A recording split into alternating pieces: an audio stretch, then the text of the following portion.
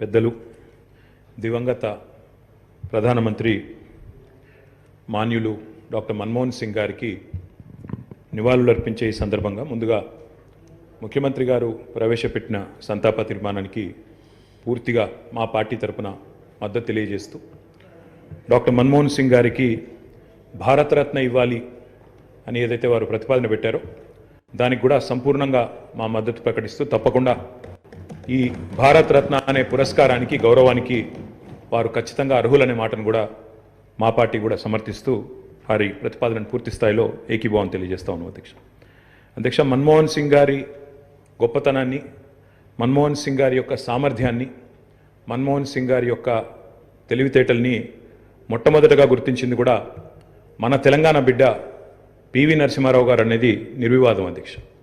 PV Narasimha Rao గారు ఆనాడు ప్రధానమంత్రిగా భారతదేశానికి ఎన్నికైన తర్వాత సాధారణంగా ఈరోజు వింటుంటాం అధ్యక్ష, లాటరల్ ఎంట్రీ అని, అంటే రాజకీయాలతో సంబంధం లేని వ్యక్తులను కూడా మనం రాజకీయాల్లో ముఖ్యంగా ప్రభుత్వాలలో ముఖ్యమైన పాత్రల్లో తీసుకురావడాన్ని లాటరల్ ఎంట్రీ అంటారు అధ్యక్ష. కానీ ఈ లాటరల్ ఎంట్రీ అనే విధానాన్ని ఆనాడు పివి నరసింహారావు గారు తీసుకొచ్చి రాజకీయాలతో సంబంధం లేని ఒక ఆర్థికవేత్త, ఆర్బీఐ గవర్నర్గా పనిచేసిన ఒక మంచి తెలివైన ఒక ఆర్థికవేత్త మనకు అందుబాటులో ఉన్నారని చెప్పి గుర్తించి గౌరవించి వారిని ఆర్థిక మంత్రిగా ఆనాడు నియమించారు అధ్యక్ష. ఆర్థిక మంత్రిగా నియమించబడ్డ తర్వాత డాక్టర్ మన్మోహన్ సింగ్ గారు ఆనాడు 1991లో అనుకుంటాను అధ్యక్ష, సబ్జెక్ట్ టు కరెక్షన్, బడ్జెట్ ప్రవేశపెడుతున్నప్పుడు ఒక గొప్ప మాట అన్నారు. ఆయన అన్న మాట, let the whole world here loud and clear, India is wide awake.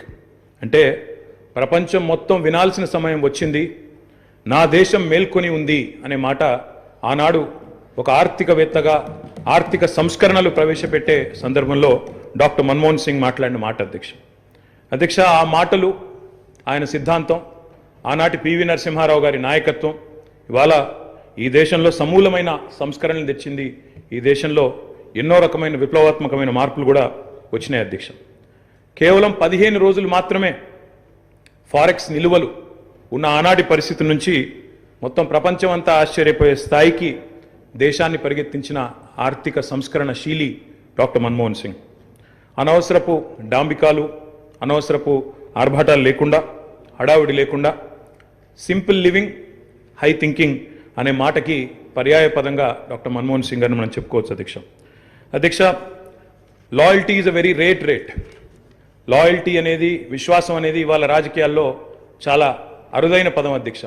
అట్లాంటిది తనకు అండగా నిలబడ్డ మరి కాంగ్రెస్ పార్టీకి జీవితాంతం సేవలు అందించిన ఒక మహానుభావుడు డాక్టర్ మన్మోహన్ సింగ్. ఎందుకంటే ఒక ఆర్థిక మంత్రిగా, తర్వాత ప్రధానమంత్రిగా 10 ఏళ్ల పాటు పనిచేసి మరి పూర్తి స్థాయిలో ఆ పార్టీ అధికారం కోల్పోయిన తర్వాత కూడా అంతే స్థాయిలో నమ్మకంగా, ఇందాక ముఖ్యమంత్రి గారు చెప్పినట్టు అవసరమైతే ప్రజాస్వామిక నిరసన కార్యక్రమాల్లో కూడా ఆ పార్టీ తరఫున ఒక సభ్యుడిగా పాల్గొన్న ఒక అభ్యుదయవాది, ఒక నిరాడంబర మనిషి డాక్టర్ మన్మోహన్ సింగ్ అధ్యక్ష. ఆయన ప్రధానమంత్రిగా ఉన్న కాలంలోనే మా నాయకుడు, మా పార్టీ అధ్యక్షులు, తెలంగాణ తొలి ముఖ్యమంత్రి కేసీఆర్ గారు దాదాపు ఒక 1.5 సంవత్సరాల కాలం పాటు వారి క్యాబినెట్లో మంత్రిగా కూడా పనిచేశారు అధ్యక్ష.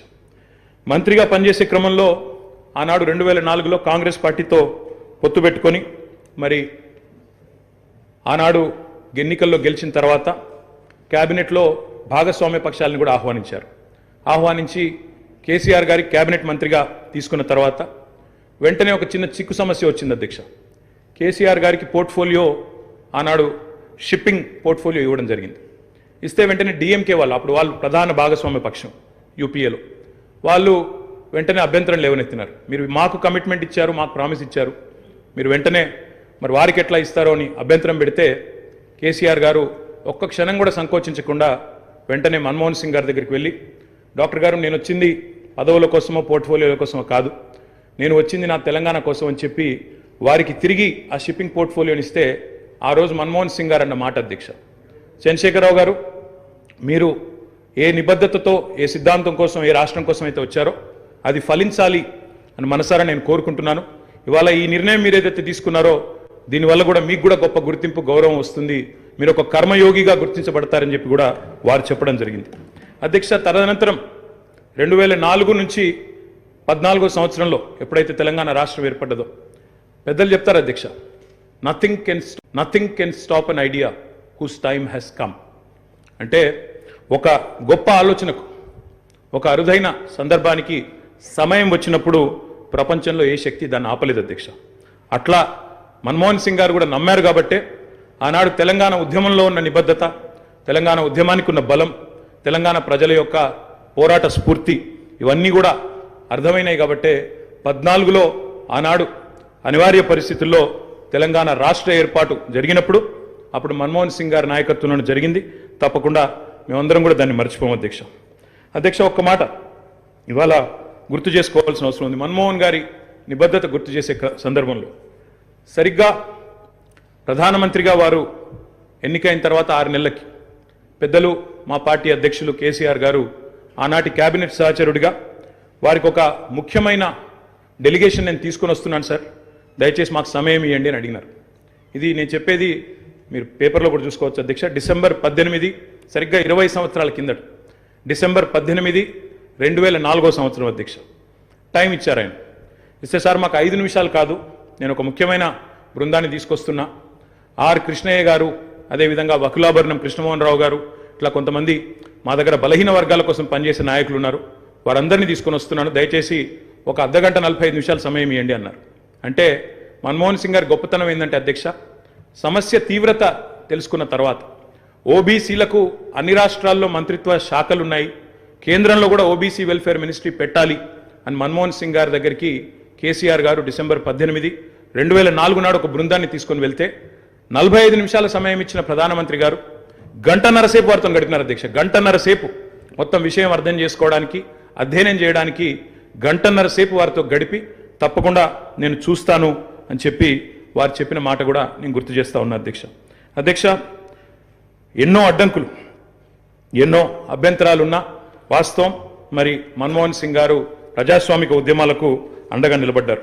ఎన్నడూ కూడా ఆయన మరి ఎన్నడూ కూడా ఎన్ని ఒత్తిళ్లకు లోనైనా కూడా సంస్కరణల బాట నుంచి వెనుకకు తగ్గలేదు. We can call him the silent architect of modern India. ఆయనకు పేర్లు పెట్టారు అధ్యక్ష. మన్మోహన్ కాదు, ఈయన మౌనమోహన్ సింగ్ అన్నారు. రకరకాలుగా మాట్లాడారు, కానీ ఆయన పాటికి ఆయన పనిచేసుకుంటూ పోయినాడు. ఏమేం సంస్కరణలు తేవాలో తీసుకుంటూ వచ్చినారు. వారు తెచ్చిన సంస్కరణలు కూడా చాలా విప్లవాత్మకమైన సంస్కరణలు. ఇప్పుడే డిప్యూటీ సీఎం గారు కూడా చెప్పారు. తప్పకుండా చాలా సంస్కరణలు కూడా వారు తెచ్చారు. ఎంతమంది ఎన్ని రకాలుగా ఆయనను అవమానించే ప్రయత్నం చేసినా నిజంగా చెప్పాలంటే ఆకాశం స్థాయి తగ్గదు అధ్యక్ష. అవమానం చేస్తే ఆకాశం స్థాయి తగ్గదు. ఎన్ని నిందలు వేసినా మహోన్నతులు తొనకరు, బెనకరు. అటువంటి స్థితప్రజ్ఞతను మనం డాక్టర్ మన్మోహన్ సింగ్లో చూసాం. ఇవాళ మన్మోహన్ సింగ్ గారి గురించి మాట్లాడుకునేటప్పుడు తప్పకుండా మన తెలుగు బిడ్డ, మన తెలంగాణ బిడ్డ పివి గురించి కూడా మనం గుర్తు చేసుకోవాలి అధ్యక్ష. మేము మొన్న మా పార్టీ అధ్యక్షులు పెద్దలు కేసీఆర్ గారి ఆదేశం మేరకు పార్టీ వర్కింగ్ ప్రెసిడెంట్గా నేను, నాతో పాటు మా గౌరవ రాజ్యసభ సభ్యులు అందరం కూడా వారి ఇంటికి పోయాం, నివాళులు అర్పించాం. తెల్లారి అంత్యక్రియల్లో మేము కూడా పాల్గొన్నాం అధ్యక్ష. మొత్తం అంత్యక్రియలు ముగిసిన తర్వాతనే వారి కుటుంబాన్ని కలిసి పరామర్శించి మా తరపున కూడా సానుభూతిని చెప్పి వచ్చినాం అధ్యక్ష. కానీ అక్కడ పోయినప్పుడు ఒక మాట మాత్రం కొంత బాధ అనిపించింది అధ్యక్ష. మన్మోహన్ సింగ్ గారికి మొన్న జరిగిన వారికి గౌరవప్రదమైన వీడ్కోలు ఢిల్లీలో మన తెలంగాణ బిడ్డ పివి గారికి దక్కలేదు అనే బాధ మాత్రం కొంత అనిపించింది అధ్యక్ష. దయచేసి నేను ముఖ్యమంత్రి గారిని కోరుతా ఉన్నా, ఇది తెలంగాణ శాసనసభ. ఇప్పుడు మీరు అన్నారు తీర్మానం భారతరత్న అన్నారు, సంతోషం. అదే మాదిరిగా విగ్రహం పెడదామన్నారు, తప్పకుండా ప్రభుత్వం ఎక్కడ వారు నిర్ణయిస్తే అక్కడ మేమందరం కూడా వస్తాం అధ్యక్ష. తప్పకుండా అట్లాంటి కార్యక్రమాల్లో కలిసి పాల్గొంటాం. కానీ పివి నరసింహారావు గారికి కూడా ఢిల్లీలో ఒక మెమోరియల్ ఏర్పాటు చేయాలని చెప్పి శాసనసభ తీర్మానిస్తే మన తెలంగాణ బిడ్డ, మన తెలుగు బిడ్డ, మనవాడు పివి గారికి కూడా సముచితమైన గౌరవం కేంద్ర ప్రభుత్వం ఇవ్వాలి అనే ఒక ప్రతిపాదన కూడా మన శాసనసభ నుండి పోతే బాగుంటుంది. ఎందుకంటే ఢిల్లీలో అందరూ ప్రధానమంత్రులకు మెమోరియల్ ఉంది అధ్యక్ష, కానీ ఒక్క పివి గారికి లేదు. అదొక రకంగా మనకు అవమానం, మనకు తీరని లోటు. కాబట్టి ఈ తీర్మానంతో పాటు దాన్ని కూడా జతపరిచి పంపించినట్టయితే తప్పకుండా వారిని కూడా, ఎందుకంటే మన్మోహన్ గారిని రాజకీయాల్లోకి తెచ్చిందే పివి గారు, అట్లాంటి పివి గారికి కూడా ఒక మెమోరియల్ ఏర్పాటు చేయాలని శాసనసభ ఏకగ్రీవ తీర్మానం చేస్తే మన గౌరవం కూడా పెరుగుతుంది, మన సభ గౌరవం కూడా పెరుగుతుందనే మాట కూడా తెలియజేస్తూ ముఖ్యమంత్రి గారు పెట్టిన సంతాప తీర్మానానికి సంపూర్ణమైన మద్దతును, ఆ కుటుంబానికి మా ప్రగాఢమైన సానుభూతిని కూడా తెలియజేస్తాం. Please subscribe .news.